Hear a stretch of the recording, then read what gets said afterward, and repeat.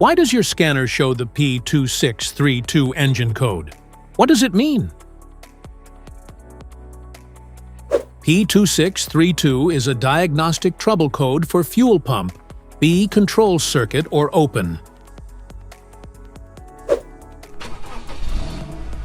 This error code indicates that your vehicle's engine computer has detected a complete electrical break or fault in the secondary or B fuel pump's control circuit, preventing power from properly reaching the pump. Under this circumstance, stop driving and repair your vehicle immediately.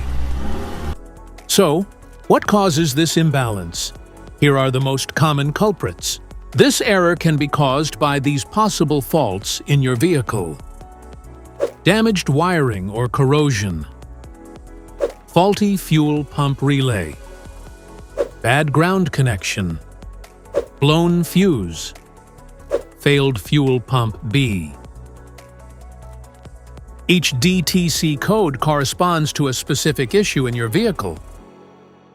This error code occurs in any OBD2-equipped vehicles, especially in those manufactured since 1996, and it is commonly found in vehicles like Chevrolet, Ford, BMW, and Volkswagen.